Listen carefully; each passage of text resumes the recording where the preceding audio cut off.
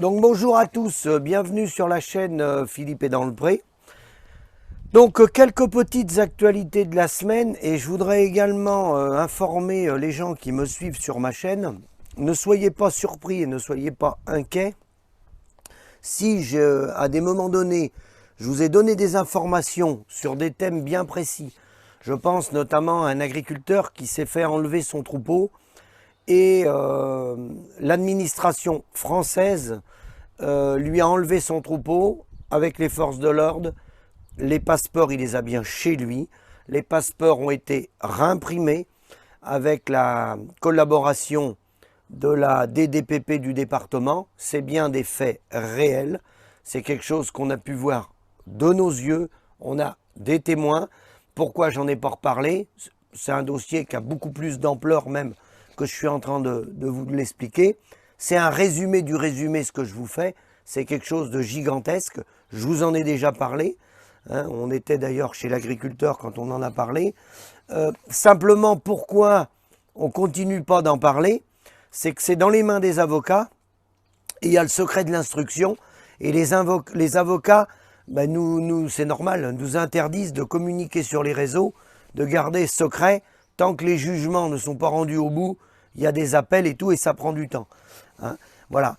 Et c'est la même chose dans d'autres dossiers. J'avais soulevé un problème d'un non-agricole qui avait construit une maison sur le terrain d'un agriculteur. Vous devez vous en rappeler en Maine-et-Loire, c'est pareil. Pour des questions de respect de l'instruction, on est obligé de suivre le travail des avocats. Donc je ne peux pas vous en reparler aujourd'hui. On vous en reparlera quand on sera sorti des jugements et qu'on aura soit gagné, soit perdu, mais qu'on aura un verdict, ou qu'on fera appel, ou qu'on contestera. Mais on ne peut pas commenter une décision de justice alors qu'elle est en cours de traitement. C'est absolument impossible. Pour ce qui est de la dernière vidéo que j'ai faite avec Sophie sur le Segréen, en Maine-et-Loire, là, pareil, on vous retiendra au courant, mais des dossiers comme ça, on en a beaucoup. Bien sûr qu'il faut faire attention au niveau de l'installation des jeunes, parce qu'il y a certains organismes qui peuvent être des centres privés, qui peuvent être des centres de gestion, qui peuvent être certains employés de la Chambre d'agriculture, pas tous, heureusement, sinon ça serait grave, mais il y a des dérives, et ces dérives, elles viennent tout simplement parce que les choix des personnes qui les ont conseillés, lorsqu'ils ont été visiter des élevages, que ce soit en lait, peu importe, en lapin, en poulet, quelle que soit la production, quand l'étude a été faite, certains membres de ces chambres d'agriculture ou de ces centres de gestion ou des centres de gestion privés les ont orientés chez des exploitants qui ne sont pas des exploitants neutres. C'est-à-dire que c'est des exploitants qui ne leur ont pas donné les comptabilités, qui leur ont pas donné la réalité des choses, la réalité du terrain. Bon, souvent, c'est des gens qui sont raccrochés au syndicat, ou pas forcément, mais c'est des gens qui veulent refiler la patate chaude, et donc qui font croire que l'agriculteur, il va se prélever 2000 €, et en fait, s'il s'en prélève 1000 ou 800, ça sera le bout du monde, quoi. Sauf qu'une fois qu'il a investi, il est piégé. Donc c'est ça qu'on veut dire. Parce que, à travers les vidéos, ce qu'il faut bien comprendre, c'est que le choix des intervenants, il est déterminant. Avant de vous installer, lorsque vous allez visiter des exploitations, il est bien clair que les personnes chez qui vous allez les visiter, si elles ne vous disent pas la vérité, elles vont vous influencer, elles vont vous orienter. Moi j'ai rencontré des gens qui n'ont pas voulu me croire. Tout le monde ne veut pas nous croire. J'ai rencontré une fille il y a quelques mois qui veut s'installer en hors-sol, qui n'a pas cru mes déclarations. Parce que comme le réseau il est bien rodé, derrière ils ont resserré les rangs, ils l'ont emmené voir des gens qui étaient dans la pensée syndicale, qui étaient dans le mensonge permanent avec des chiffres. Ils ont dit si, les études, c'est comme ça qu'elles se réalisent, tout le monde réalise ses études avec les chiffres qu'elle avait sur son étude, qui je suis sûr et certain sont des faux chiffres. Qu'est-ce qui me font dire que c'est des faux chiffres? Tout simplement la réalité du terrain. Les gens que j'ai d'installer dans cette production-là, qui savent très très bien, pour ceux qui veulent parler, parce que personne ne veut parler, tout le monde a peur, bien sûr, des représailles de l'agroalimentaire. Donc personne ne veut parler, parce que ça, c'est des chiffres qui sont mis en lien avec le syndicat et l'agroalimentaire. Et c'est des faux chiffres pour piéger les petits jeunes. Voilà. Donc, rassurez-vous, on va vous tenir au courant, point par point. Simplement, quand on va poser une pierre, si on la pose, moi si je pose une pierre avec des chiffres, avant, les chiffres, ils ont été creusés. Ils ont été sourcés. Et lorsqu'on vous donnera les résultats des affaires qu'on a soulevées, ça sera derrière les décisions de jugement. Il est hors de question d'anticiper un jugement ou de nous mettre à la place des juges. On n'est pas juge, on n'a pas la prétention de remplacer la justice. Nous, on dénonce les anomalies qu'on voit sur le terrain, mais il est hors de question de gêner le bon déroulement de la justice. On laisse les avocats se confronter et les juges prendre leurs décisions. Voilà. Maintenant, je vais ouvrir une petite actualité de la semaine. Vous avez dû voir, ou pour ceux qui ne sont pas au courant, que la FNSEA s'invitait sur le Tour de France. Et je vois là, par exemple, dans la Loire ou en Haute-Loire, Lorette, les agriculteurs de la Loire réalisent une grande fresque pour le Tour de France. Donc c'est de la communication. N'oubliez pas que tout ça, c'est des éléments de langage pour faire diversion sur la réelle crise agricole. Je vais vous prendre une partie du texte qui a été rédigé par la FDSEA de la Loire. Étape du Tour de France, 15e étape du Tour de France, vendredi 15 juillet, entre Bourg, Doizan et Saint-Étienne. Et donc visible pendant la retransmission télévisée de l'étape. Ils sont une quarantaine à l'avoir préparé avec la FDSEA de la Loire et les jeunes agriculteurs du département. On a pris plaisir à participer parce que ça permet de donner une belle image de notre métier. C'est une occasion de passer un moment convivial. Ça nous sort de notre quotidien un peu contraignant. Je ne sais pas pourquoi il est contraignant, notre quotidien. Surtout cette année, au vu de la conjoncture climatique, confie François Garivier. Alors, la conjoncture climatique, monsieur, elle existe depuis belle lurette. Il n'y a pas qu'en 2022 qu'il y a des sécheresses, il y en a eu bien avant nous. Et nos parents et nos grands-parents, ils travaillaient avec des sécheresses dans des conditions également très difficiles, même si c'est vrai que le climat est beaucoup plus brûlant qu'il l'a été. Le vrai problème de fond de ces opérations communication Tour de France, c'est de faire diversion. Pourquoi c'est de faire diversion? Parce que le problème agricole, avant d'être la sécheresse, c'est le problème du portefeuille. Parce que voyez-vous, sur une dizaine d'années, une quinzaine ou une vingtaine d'années, si un métier travaille avec des marges, il a de la trésorerie d'avance. Et quand on travaille avec des marges, comme une entreprise normale, et qu'on a de la trésorerie d'avance, on a au moins une année de trésorerie d'avance pour faire face aux aléas climatiques ou à tout autre problème qui surviennent dans des entreprises autres qu'agricoles, des ruptures de commandes ou des changements de mode de consommation qui font que l'entreprise, faut qu'elle ait plusieurs années pour se remettre en cause et se retourner. Sauf que là, dans le cas présent, en agriculture, surtout chez les éleveurs, il n'y a pas un an ou un an de trésorerie d'avance. Bien au contraire. Et pourquoi il n'y a pas cette trésorerie d'avance? Parce que dans tous les secteurs d'activité, vous aurez remarqué, dans l'économie dite moderne, l'économie ultra-capitaliste, ce qui est rare est cher. Alors, ce qui est rare est cher, sauf dans l'agriculture. Nous, ce qui est rare n'est pas cher, même quand le climat s'en mêle, ce qui est rare n'est pas cher. Pourquoi ce qui est rare n'est pas cher?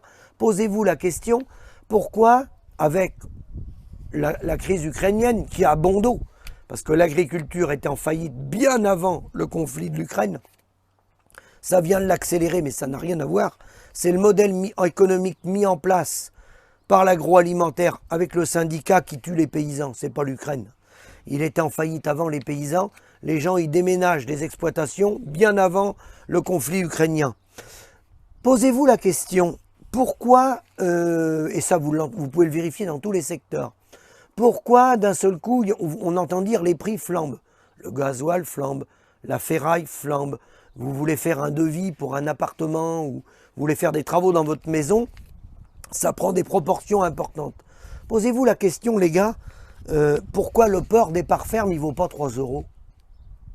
Pourquoi c'est valable pour tout ce qui nous entoure, mais pas pour les denrées agricoles? Posez-vous la question. Parce que ça a été finement organisé. Je dis bien finement organisé. Et ça, je serai capable de vous le démontrer dans des prochaines vidéos. Ça prend du temps, parce que je ne veux pas faire des vidéos de plus de 10-15 minutes, et je suis obligé de concentrer mes sujets. Mais ça, je vous l'expliquerai. Ce qui nous arrive aujourd'hui, là, ça a été organisé. Et ça continue d'être organisé. Ça continue d'être organisé. Pour que les denrées agricoles soient le moins cher possible. C'est-à-dire que le paysan, c'est la variable d'ajustement. Tout le monde a le droit de faire des hausses de 10, 15, 20, 50%, 70%. Vous pouvez voir des choses, on voit des choses complètement aberrantes qu'on achète, nous, agriculteurs. Complètement aberrantes. Hein, je pense notamment au matériel agricole, mais pas que. Et par contre, la denrée agricole, le prix du cochon, lui, le prix du lait, il ne peut pas être à 800 € la tonne. Non, non. Ça, c'est pas possible. Par contre, eux, oui, eux, ils peuvent se permettre tout ce qu'ils veulent. Donc, tant que les gens, tant que les paysans n'auront pas compris qu'on les prend pour des cons et qu'on tente des éléments de langage en faisant une petite balade autour de France, alors que le problème, c'est uniquement les prix, le reste, après, c'est un débat sociétal, hein, sur les modes de production. Il faut plusieurs modes de production. De toute façon, il n'existe pas un modèle, il existe des modèles. Et il faut les accompagner et les subventionner à dose égale, et non pas subventionner ceux qui font tourner les boutiques d'aliments et les bras de l'agroalimentaire et les petits copains. Hein. Faut subventionner l'ensemble des modèles agricoles, hein, voilà, et non pas subventionner qu'un modèle, comme on l'a fait depuis plus de 40 ans. Voilà la réalité des choses. Mais essayer de faire diversion alors que là, bien entendu, que de mois en mois et d'année en année, la crise, elle s'aggrave. Bien sûr qu'elle s'aggrave. Bien sûr que la sécheresse va mettre un coup sur la tête supplémentaire puisqu'il n'y a pas de trésorerie. Pourquoi il n'y a pas de trésorerie? Parce qu'en année normale, ça ne dégage pas de revenus. Tous les gens qui parlent d'EBE, hein, à ce sujet, soyez vigilants, parce qu'ils se montent des sociétés privées, des plateformes pour installer des jeunes, soyez vigilants. Parce que peut-être que certains seront sérieux, mais d'autres vont se transformer en promoteurs pour refiler la patate chaude. Attention, l'EBE ne veut rien dire. L'EBE, c'est un élément, mais il faut aller beaucoup plus loin que l'EBE. Il faut raisonner en rentabilité comme nos entreprises de l'agroalimentaire. Les calculs entrepreneuriales. Allez voir sur Internet, prenez par exemple le goodwill. Voilà, le mode de calcul, le goodwill. Allez sur des modèles comme ça. Ne restez pas avec les calculs comptables qui remontent au Moyen-Âge. C'est pour ça qu'on est dans une situation comme ça. Parce que les informations, les éléments de langage distribués par les syndicats et malheureusement relayés par des journalistes qui connaissent rien, nous a conduit à cette situation. La réalité, elle est là. Le prix des bovins viande, il devrait être le double aujourd'hui. C'est ça la réalité. Alors bien sûr, quand vous allez dire ça, les gens vont vous dire « Ah, vous vous rendez compte, il dit n'importe quoi ». Mais non, mais c'est pas un problème. Moi, que je dise n'importe quoi, c'est pas un souci. Il y a juste une chose qui va se vérifier, c'est qu'il n'y aura pas de menteurs, il n'y aura pas de tricheurs. Hein? Parce que les gens qui font du jaune bovin, qui élèvent du taurillon, moi déjà, quand je dénonçais la chose dans les années 89-90, on me disait que c'était pas vrai ce que je disais. Aujourd'hui, s'il y en a un qui gagne de l'argent avec du jaune bovin, depuis 30 ans, il m'amène ses comptabilités. J'en connais des petits malins qui faisaient croire qu'ils gagnaient de l'argent avec des jaunes bovins. Eh ben, faut qu'ils nous fassent voir comment ils gagnent de l'argent avec du jaune bovin. Moi, je veux bien voir. De même qu'en vache laitière aujourd'hui, tous ceux qui prétendent que ça marche, je rappelle que j'ai toujours 2 journalistes, des grands reporters, qui viendront avec moi, parce que moi je vais être avec eux, et le gars il va nous sortir toutes ses comptabilités. Il va nous prouver qu'il gagne sa vie. Moi je veux voir un gars qui gagne bien sa vie. Parce que le syndicat dit que ça marche très bien, que certains gagnent très bien leur vie, il n'y en a qu'un petit pourcentage qui n'arrivent pas à gagner leur vie. Ben moi je veux voir ceux-là. Moi ça m'intéresse, j'ai des gens installés moi. J'ai plein de gens que je connais qui veulent s'installer. Mais ils ne s'installent pas parce qu'il n'y a pas de rentabilité. Alors si quelqu'un a la clé, ben on va aller les voir. Mais nous, on y va avec nos journalistes. Et on les filme devant les comptabilités. Hein? C'est ça qu'on va faire. Parce que le mensonge, ça suffit. Les morts au quotidien, ça suffit. Raconter des conneries, et on en a par-dessus la tête. Ça fait 40 ans qu'ils mènent les gens en bateau. Et le problème, on le sait, c'est le prix des parts fermes. C'est tout. Le problème, il est uniquement là. Alors après, cette année, ils vont refaire diversion avec la sécheresse, bien sûr. Avant l'hiver, il faut bien faire une petite tournée.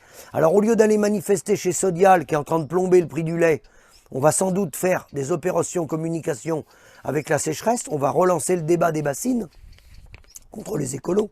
Ça va être de la faute des écolos, sans doute. Si les agriculteurs sont touchés par la sécheresse à cause des bassines. Alors l'irrigation, j'en ai déjà parlé, oui. Des bassines pour pas rémunérer les paysans, pour pas payer le lait, pour pas payer les jeunes bovins, pour pas payer la viande bovine, ou pour demain ne pas payer les céréales, faut pas faire de bassines. On fait des bassines, on irrigue s'il y a une valeur ajoutée. D'accord? Si l'agriculteur gagne sa vie, on stocke l'eau l'hiver. On stocke l'eau l'hiver. Pour des cultures rentables. Parce que là, avec le réchauffement tel qu'il est et tel qu'on le voit, ça fait un moment déjà que je l'ai dit, il y a des zones et des départements où malheureusement le maïs, on ne va plus pouvoir en faire. Voilà, c'est une réalité, c'est un fait. Le maïs, on ne va plus pouvoir en faire. Voilà, parce que s'il faut faire 10 passages d'enrouleur pour avoir une récolte de maïs, ben, je m'excuse les gars, mais il va falloir se poser beaucoup de questions. Beaucoup de questions. 10 passages d'enrouleur pour avoir une culture de maïs. Voilà où on va en arriver, sachant que dans le reste, sur le reste de la planète, il y a des gens qui vont sortir plus de rendement en maïs que le gars qui va passer ses 10 passages d'enrouleur. Donc je ne dresse pas le tableau, l'investissement matériel, le coût de l'énergie, pomper l'eau 2 fois souvent, parce qu'on la pompe une fois dans la nappe pour remplir la réserve et une autre fois pour arroser la parcelle. Donc voilà, c'est une réalité. Moi, j'ai rien contre le maïs. Le maïs, c'est une plante qui m'a rendu beaucoup de service dans mon exploitation. Aujourd'hui, je suis en terre séchante. Moi, personnellement, j'en fais plus. J'empêche pas les autres d'en faire. Dans ma région, il peut s'en faire, mais sur des surfaces très limitées, très limitées, avec de l'irrigation. Sinon, ça devient infernal, tellement on est de plus en plus touché par les sécheresses. Voilà. Et qu'on a, comme je l'ai dit, l'élément le plus important, la non-reconnaissance des prix. Et là, dans ce domaine-là, faut bien le reconnaître, on nous prend pour des cons. Parce que quand on voit le prix qu'on est payé aujourd'hui, en lapin, en poulet, en cochon, en production laitière, en viande bovine, quand on voit le prix qu'on est payé, avec tout ce qu'a flambé autour de nous, et qu'on va faire payer des consommateurs, dans certains cas un peu plus cher, et que nous, on n'en a pas vu la couleur, et que tout le monde de l'agroalimentaire continue de s'engraisser, ben ça commence à faire des années et des années. Hein.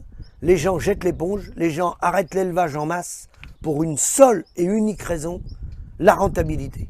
Il n'y en a pas d'autre. Donc on a concentré nos outils. Il y a de moins en moins de travailleurs. Où il y avait 5 travailleurs, il n'y en a plus que 3. Hein. Où il y en avait 3, il n'y en a plus que 2. Hein. Pourquoi? Manque de rentabilité.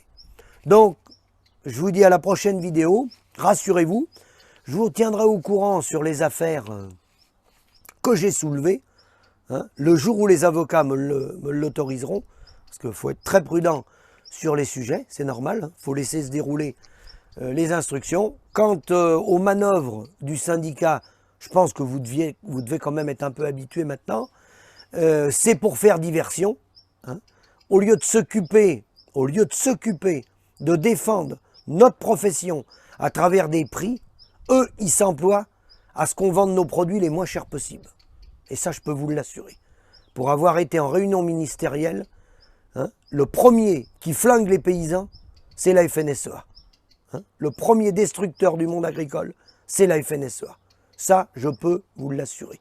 Pour avoir été en réunion, c'est le premier syndicat représentant de l'agroalimentaire. Mais ce n'est pas le syndicat qui défend les paysans.